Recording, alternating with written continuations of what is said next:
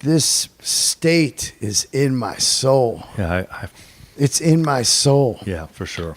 And something keeps pulling me out to the desert.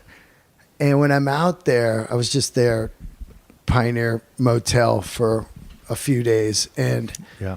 I'm like, there's something out here, man. Yeah. And I'm going out there nonstop. A lot of people are moving there. That's a mixed bag because I hope too many people don't go out there. But but it would be great having you out there would be great.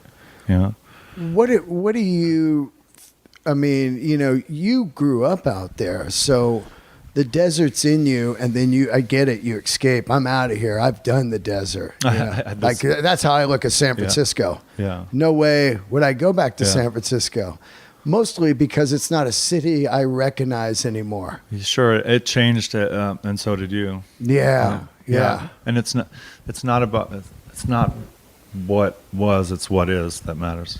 Yeah. So I think, and there's a bit of hometown blues for anybody. You go home and you're like, well, my old popsicle stand is gone now. Yeah. But I love the desert still.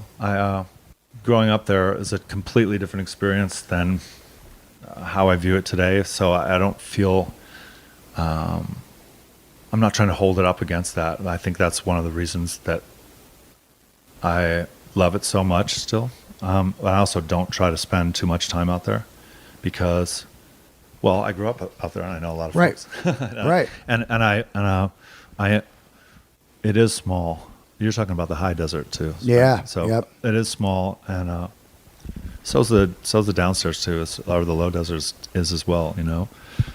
It's small, and when you live there, because it's small, in a small community, molehills become mountains because that's what's there. And I think I'm careful of that. Like I'll be in the desert and not see anyone, and they'll never know I was there. Yeah. Because I think I use it now where I feel a little used by it at one point. Right. But it is an amazing place because you're smaller. I mean, when you look at that landscape. Oh, the weather will eat you alive. Well, and there's a lot to be learned by, one day I was pondering like how do ancient peoples learn about what's poisonous and what to eat?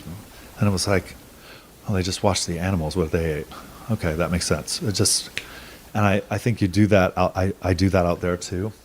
Everything comes out at night. Everything in the desert is quite tough. Even the bunnies and everything is scaled and Yeah. because you have to be to survive out there. It's like a forest with no trees. Yeah. in that way. And so you see the nothing, which is everything, for miles and miles and miles. You get a view there that's like, I'm so glad I'm not all at the end of my vision. It would be such a long walk. Yeah. You know what I mean? Yeah. But when you watch the animals out there, they come out at night, and there's a lot to be learned there. I mean, the roadrunner is it's probably my favorite bird. Doesn't fly. Yeah. And it looks pissed. And it just does this mohawk thing when it looks at you. But it eats snakes, scorpions, and salpages. All the worst. Only the worst. Whoa, it does? And so that means it's like, oh, I'm hungry, I better grab that. And everyone else is like, don't touch that. It's just, and that's the bird. Yeah. You know what I mean? What it does to me is I worship the tortoise. Yeah. Because it slows me down. The tortoise reminds me of like, it's going to take hours to get over there. Yeah. But I got these trees to look at and this air to breathe. And I think it really slows my brain and decompresses me in a weird way that no other place does. Well, it certainly says if I wanted to go fast, I would. Yeah. But I don't need to. So guess what? Yeah. And I grew up. When I was in preschool and kindergarten, my best bud had a tortoise. It came with the house. Yeah. They bought this house, and he was only just a block away. And the contingent thing was you have to take care of this tortoise. Yeah. Because they outlive people. Yeah, they do. Yeah, man. Yeah. Like I had one too. Yeah, it was injured on the way home from Vegas. My mom said, "Oh, we got to help this." and we brought it home, and it's probably still alive. Oh, for sure. Yeah. Yeah, it's going to way outlive you. Yeah. They live over 100 years old. And it's like, so when you buy one, you're in for the commitment of a lifetime. Yeah, yeah. And, but,